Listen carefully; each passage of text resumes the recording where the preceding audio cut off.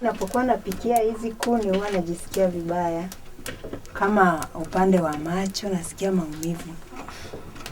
Moshi unaponiingilia machoni na moshi mwingine unaniingilia kifuani. Au nakuta najisikia vibaya, alafu wakati mwili mzima unapokuwa na joto. Ndio matatizo yetu haya baba. There is millions of people who depend on these ways of cooking. Being poor is difficult and is unhealthy, even dangerous to our bodies and to our planet. But sometimes these solutions can be so simple. We need a new source of heat to fix this problem. Well, we have an overabundance of one thing here in Africa. The sun.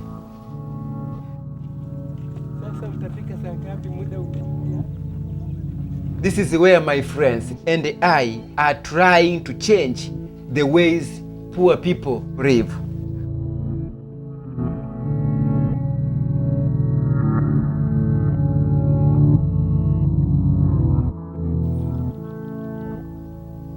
Welcome to Tanzania Mara region.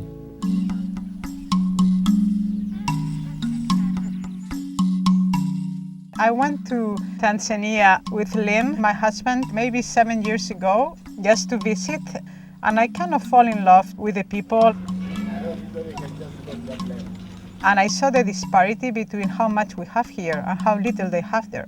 So I decided that I wanted to do my part into trying to bring that to more balance and to help them to find the solutions to their problems.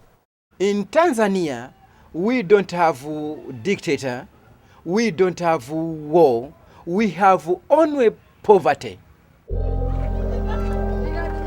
Totally in our region, life is very, very difficult indeed. Very difficult. If you go to the area of medication, most of us, we are not able to afford the medication cost. If you go to the area of food, really we don't have enough food. If you look to the area of water, there is a problem. We don't get safe and clean water. We find the problems that they are facing by talking with them. And we try to research what will be the best solutions to those problems that will be sustainable, will be cheap, will be organic, will be friendly with the environment, and will be something that they can do without depending on us all the time. Sababu hapa kwetu kuna ukame. Unaweza ukalima chakula sawa. Mvua imenyesha hivyo, imeanza kama mwezi wa pili, unaona matumaini. Ikifika hapo mwezi wa 3 inakata. Kisha kata kama ni mahindi yananyauka moja kwa moja. Sasa unakuta chakula.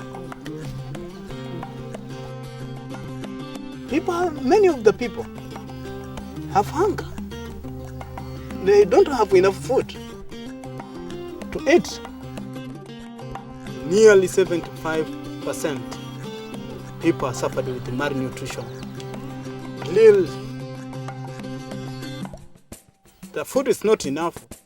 Tanzanians, poor Tanzanians, that's a majority, eat very, very meager meals, and their meals are basically rice, cassava, and maize. And if they are lucky, they get beans.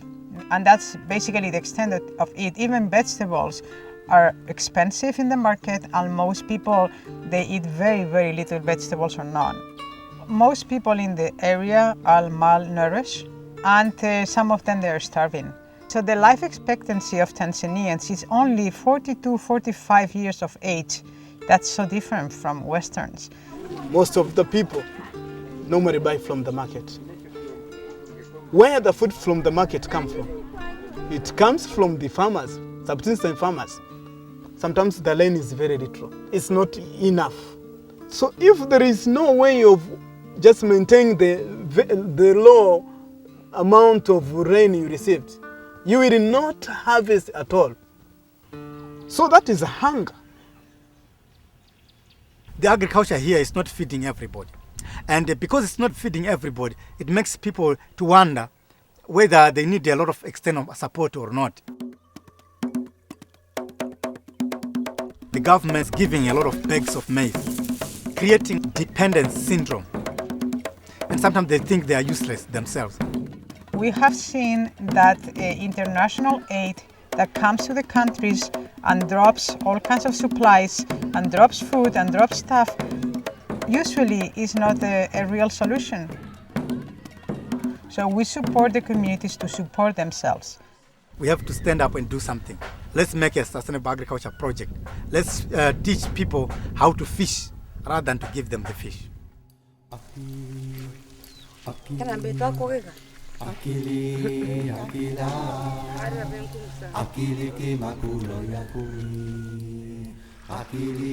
For a couple of years, we have been supporting 75 families that have taken in 8 orphans. So we decided in December to teach them how to produce their own food. We came here from Zimbabwe with my colleague Elias Mulambo. It has been all our wish to share with the rest of Africa on what we call permaculture. Permaculture is a permanent culture, agriculture and culture that are sustainable, that link together. We are replicating the natural way of things like a Garden of Eden or just a jungle or a food forest. The better you feed the earth, the better the production comes, the healthier the people becomes as well. The first day in the farm, it was quite interesting to see the land ourselves. The land was not used at all. It was like a football pitch. It was very stony, very dry, very cheap, so that even when it is raining, all the nutrients from the soil were just taken by the water and just going to the lake. And then we could imagine, oh, how are we going to really start designing here? We had to make up a strategy together with the whole group of harvesting the water now. That was our first priority. The permaculture normally we not like to see the water is lost. So we normally put the swells. We want to make sure that every single droplet of water is sunk in the soil so that it can be used by plants. The water is actually it's moving like this and it's coming back and go like this. And the water is seeping down. The idea is to capture the water and bury it down to make it sink. And then it will appear down to the lake when it is clean and leave all the nutrients here.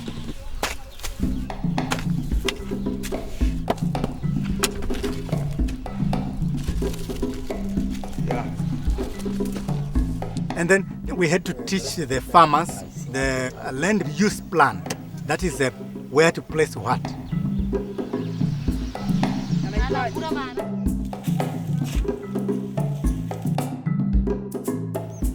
When you do permaculture, everything in the garden is interdependent. If you have gotten a chicken run, for example, placing it on the right place, the manure will flow on their own into the garden and really make the garden fertile. Garlic, you can eat it. At the same time, you can use it to spray as a repellent to pests.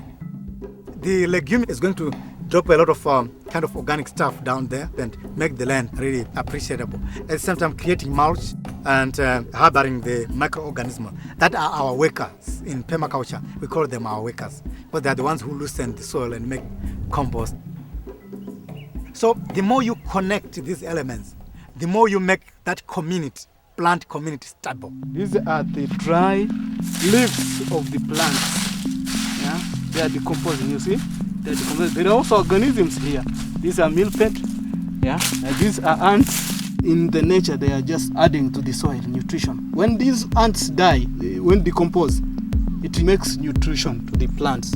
When these millipede die, it makes also nutrition. When it excretes, it also makes the soil fertile. We like so much these things. So we keep the nature. So the nature means everything is good for the soil and depending each other. We normally uproot those unneeded weight, but the others we leave it for the fixing of the soil and even the cover of the soil. Like this one. We are not hoping to harvest any more from this one, but these are ground covers. So this is a permaculture. But in other ways of farming, all the weeds, whether it is a needed one or needed ones, they remove from the ground. And they leave the ground just exposed to the sunlight, which normally can dehydrate the land because the water is just by evaporation is taken away. Yeah. For example, this is another also method. Interplanting, mixed clopping. This is marigold. It's good for the tomatoes. We didn't apply any chemical insecticide, but it's just with planting here marigold, here tomato, marigold, tomato, onions, just mixing like that. So mixing of the crops normally confuse the insects getting to the garden. Nothing from the chemical industries is applied here. So it is healthy like that in permaculture ways. In a small garden, right on the ground, we plant sweet potatoes. And on top here, you can plant something like strawberries. Just up here, you have tomatoes. And on top here, you might have guavas or oranges and so on. There are a lot of layers like that. The harvest is so huge, such that you can't really expect that a small land can give you such kind of harvest. It makes me excited to be here in Knesset and start that demonstration really. Because I see it opening a lot of people's eyes and people will say, oh, what is this? And they really see the world in a new way. Different kind of stage of seedling. You know, when you are planting your plants like this, they can feel you love them. And you can see how they are growing because you are doing everything. Like these people are there to learn how to grow food into their farms, and at the same time, whatever they are going to grow there, they will start to give the orphans as an appetizer.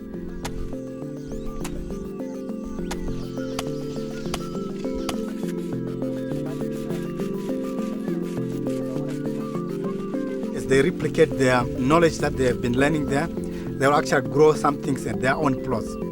That will foster the ownership of this process into people's homes, and the people themselves will become natural teachers.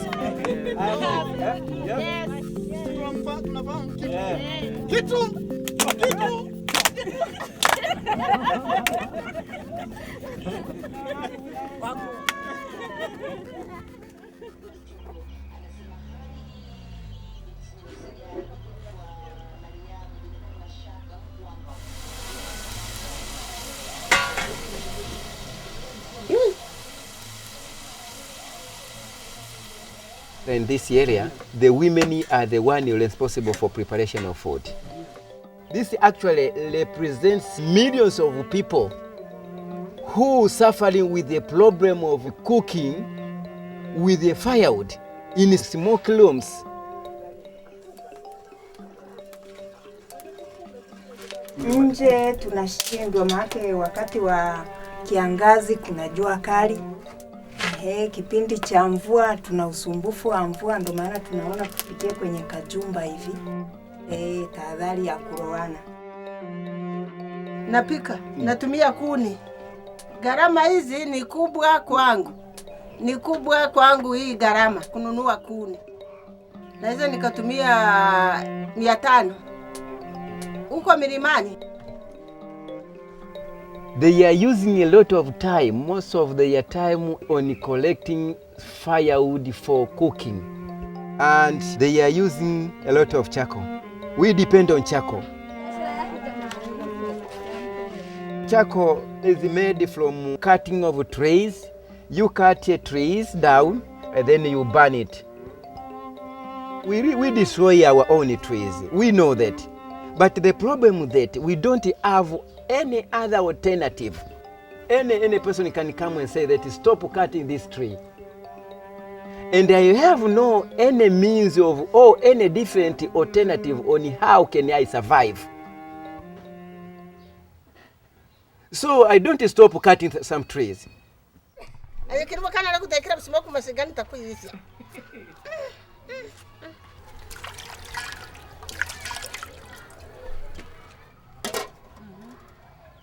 Nilipoona mzee Joliga akaja kuniambia wakati wa mafunzo haya, nilisema wewe ni muongo. Jua liwezi kuivisha chakula. Nikakataa. Solar cooking is not a miracle. It's something from scientific. A ray from the sun beats the white aluminium, it bounces, it comes back to the black pot, and the black pot absorbs that heat, puts the pot into the special plastic, tight. That heat remains there. It cooks what is in the pot, and food is cooked. It's not miracle. Initially, when we started to introduce this idea, when I gathering with my neighbors and they say that, oh, this is a solar cooker, they say that you are maybe you are a witch. This piece of paper does not cook some food. And I say that let's prove. And we wanted to prove with you, and I give them the chance to buy any kind of food which is available within our area. And we taste it together. They say that really I appreciate on it. Sasa tulipokwenda kushiriki mafunzo, inabadilisha. Naweza ikatubadilisha, na wakati wa kwenda kutafuta kuni, tutafurahi kuwa tunapata kitu cha kupika, hamna kwenda kutafuta kuni kwenye milima huko. We were just be burned with the sun for a long time, and we can't benefit with this one. Oh God, now we come up to the solution. We have a solar cooker. Our training actually depends much on these women groups, trying to train women group on the issues of solar cooking, how solar cooking works, the advantages of using solar cooking. Wala ni jasho. Napika tu nimetulia, hata kama chakula kikiiva na kula tu kwa raha. Mimi nafikiri naweza kusuluhisha.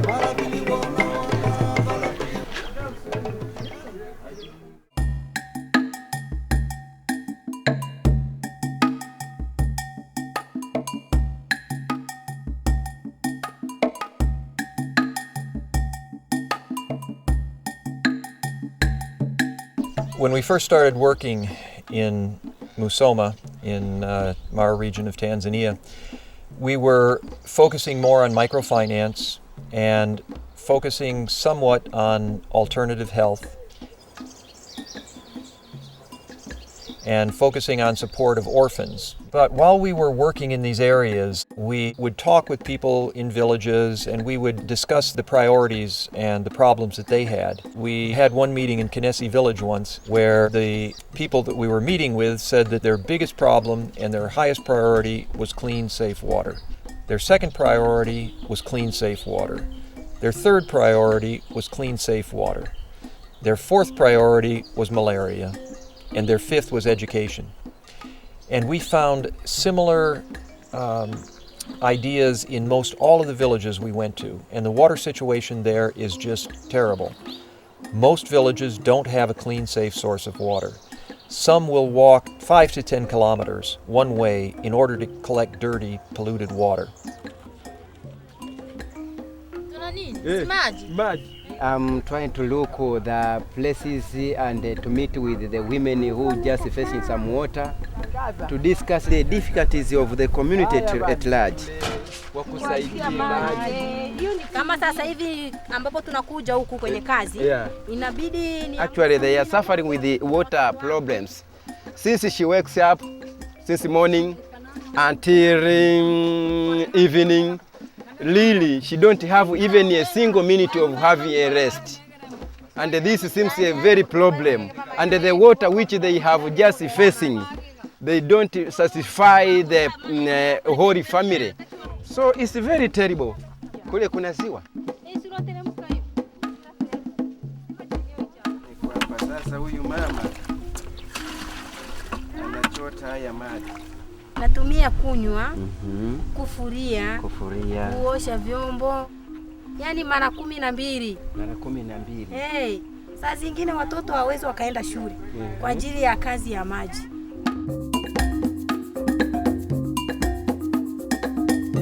Water is the source of many of their problems, especially health-wise. Many of the families have lost 1 or 2 or 3 children to diseases related to the unclean water. Yaani cha kwanza maji ya kichocho, kuharisha ni mara kwa mara, yaani tumbo huwa linahara mpaka uchemshi. Mimi nikifika nikuchuja naweka mtungini. Alafu naweza nikayakaliza kwa muda mrefu kuvundika tu ili kuchemsha hamna. Okay.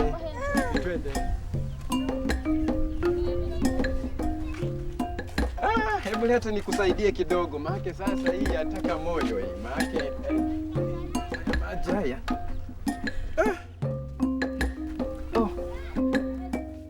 I'm not okay indeed. I'm not okay because even the backbone is just feeling total. I'm not okay. I'm not okay. Totally not okay. I think let's just put it off.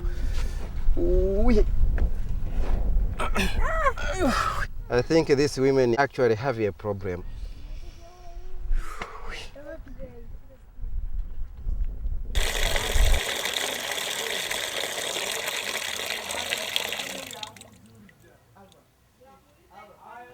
I don't even remember exactly when I first heard about what's called among many people primary water. The very simplest explanation of primary water is it's water that's generated inside the earth in abundant amounts, and it finds its way up through fractures and fissures to the surface. This water is available in almost all parts of the world. Now, this is a very revolutionary idea. There's very few hydrologists that will take it seriously, but there's been a number of people over the last 200 years who have discovered this and who have utilized this knowledge to great advantage in finding water. The trick is to be able to spot areas that are likely to have water near the surface. So typically we find in that area that the bedrock is quite close to the surface of the ground. You know, in Africa there's a lot of rock that extrudes from the ground, so it's very close. And we generally find that after an average of maybe 30 to 40 meters, 100 feet or so, we begin to encounter water in fractured bedrock.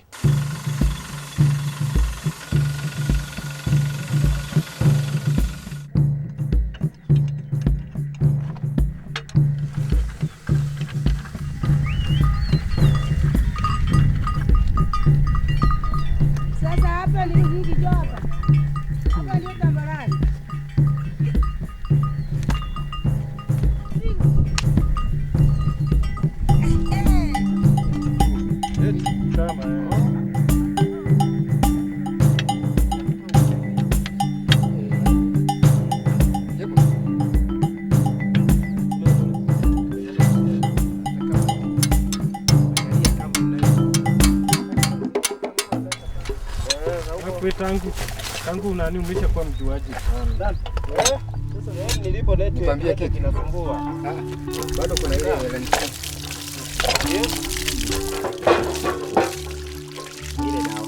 dawa.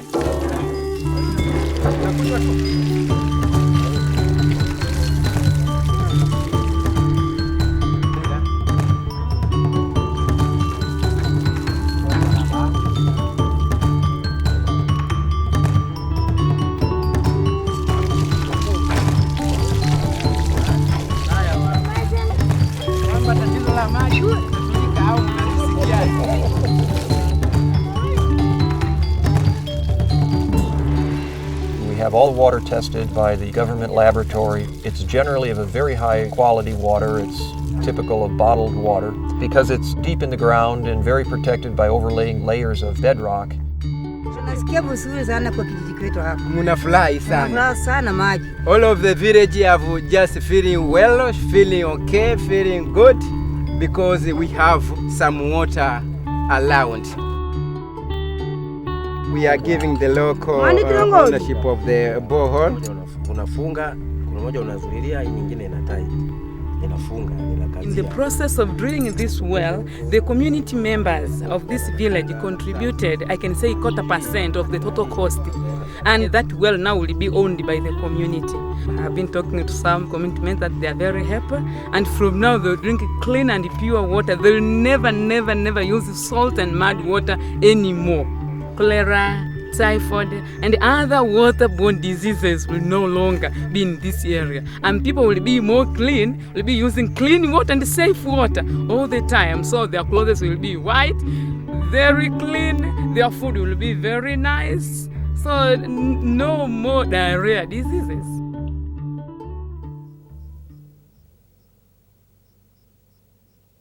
One day, my wife was just going to visit her mother, and she go with my kids. There is a twins. There is a twins. So she go with these two kids. After 3 days, then she came back from the village. One of my kids is just suffering. He's just trembling, shivering a lot, and vomiting. After a few minutes, he vomit. After a few minutes, he vomit. So I take a decision to run into the hospital.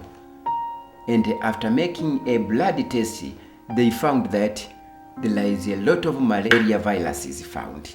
Actually, the doctor tries their level best at least to make my child to be alive. So it's just taking time, just looking for the blood veins, so that they can just inject some of the medicine through water. But after almost 1 hour, the situation of my child is just going worse. I consulted the doctor to ask how the situation is going. They say that no problem so far. This is how the medicine is just working. But after another day, the next day, my child passed away with malaria. I'm totally so sad.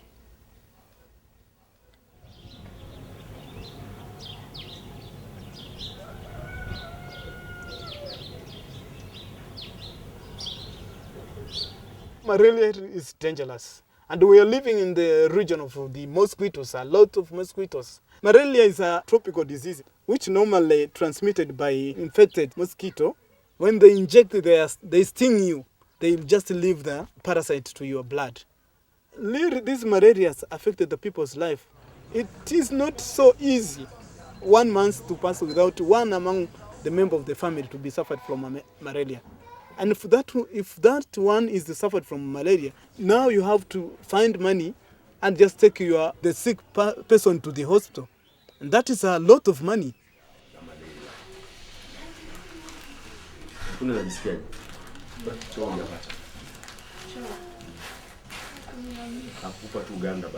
They have medication that they have to undergo and take medicine, but the medication is very, very expensive. So that they won't afford it all that much. And it do happens in a very poor family. It's where we get these people. And maybe he won't afford the medication. So it's really the time that they just die. Malaria is killing more than HIV/AIDS. Yeah, it's killing more than HIV/AIDS. And malaria, you can just have malaria just in a week. Only 1 week you can die. Malaria is the #1 killer diseases. It's the #1. After that problem happens to my family, I tried to inform Tala, a director of Global Resource Alliance, how the problems of malaria caused my child to pass away. He told me, I hope, madam, that you will find a solution to malaria. And I said, well, I don't know that, because there are so many people trying to find a solution, and I didn't know much, but I'm a researcher. So I start to look into different ways to prevent and treat malaria with natural means.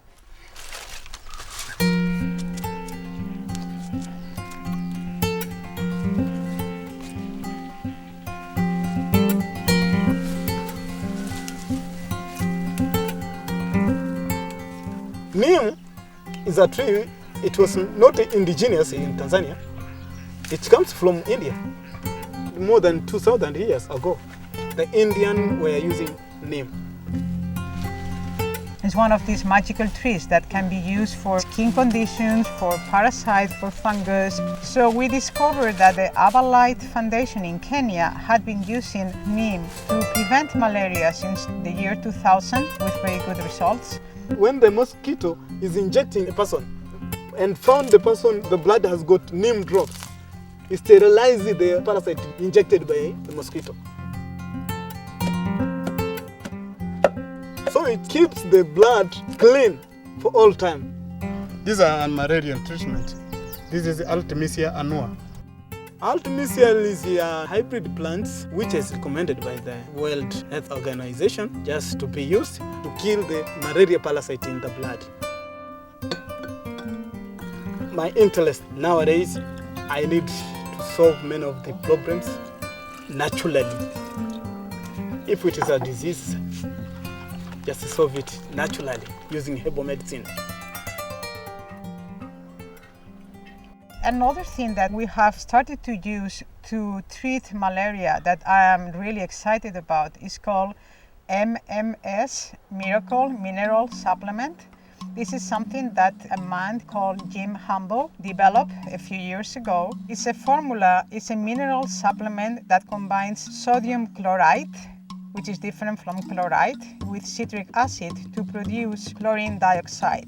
Chlorine dioxide is being recorded as the strongest pathogen killer that exists. We are working, for example, with a nursery school.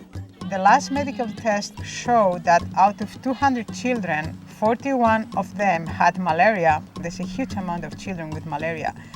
This time we decided to give a try to MMS because we have been experiencing enough with children and adults to know that it's very safe if you give it in the appropriate dose. Out of 41 children with malaria, all of them were healed completely, no malaria parasite, in 2-3 days of treatment. So very exciting results.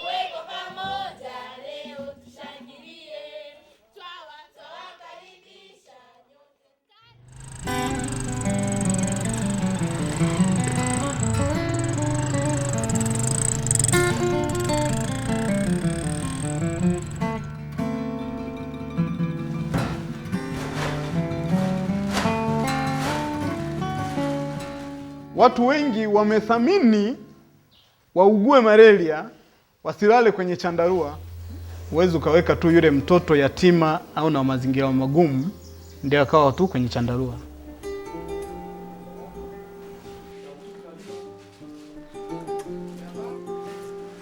Tuna dawa tofauti na za hospitali, tuna dawa za aina 3. Kuna moja inaitwa Artemisia, nyingine inaitwa MMS. Sasa hii inaitwa Neem Drop. Ili pamoja na kutumia vyandarua muendelee kutumia madawa haya. Hayana athari kabisa kwenye mwili. Tuko pamoja?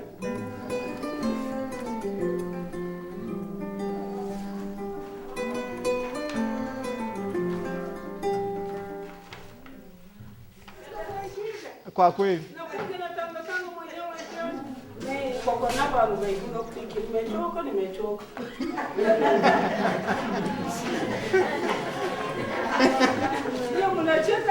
Pole sana.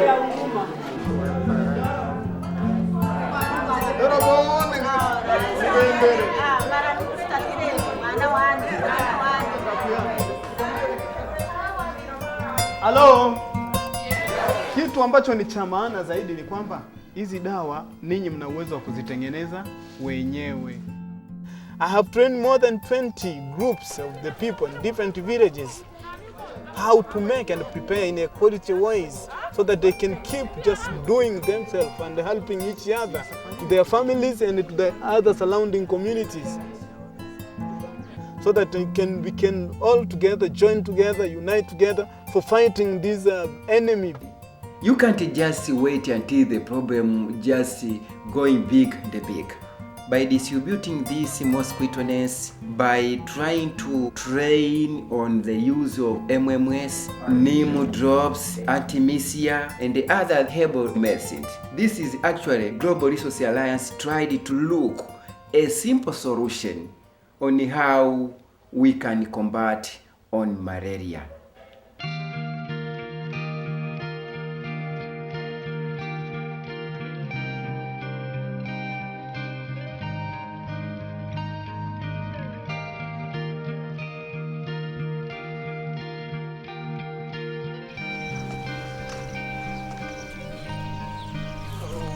Mambo vipi?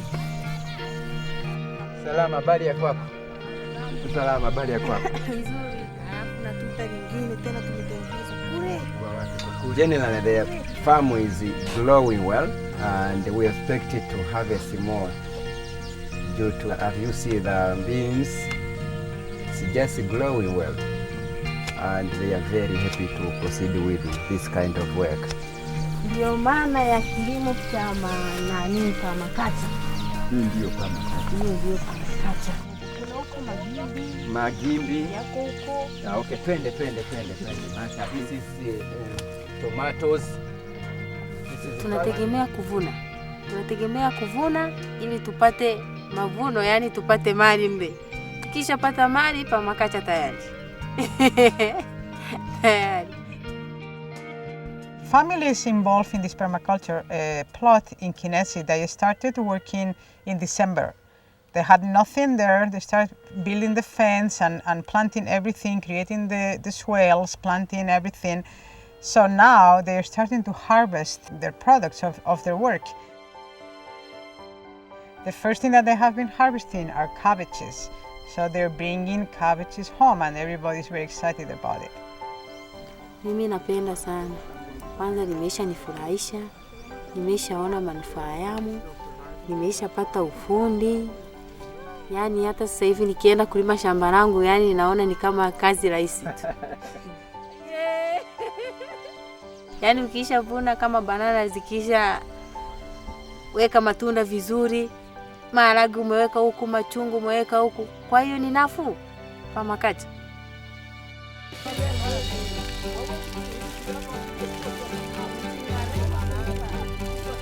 They don't imagine one day they can get safe water, clean water from a borehole. Is it true? Today we expect to get water like this. The rumors about neem tincture and MMS are spreading around the region. More and more people are coming knocking at our door at the office. They want to be trained how to produce neem, and they want to receive some MMS so that they can start to use it in their communities. Solar cooking is the only means of keeping our health good and even avoiding the tree cutting problems. We need to solve the issues by nature. So that is our target. We are based mainly on training as the only way of empowering the community in material ways, so that one day, after being trained, we'll change. If we can able to make the life easier for the people living in Musoma, in Mara region, I think it will be easy to change, even to make the life easier to every part of Tanzania, to every part of Africa. It will be possible.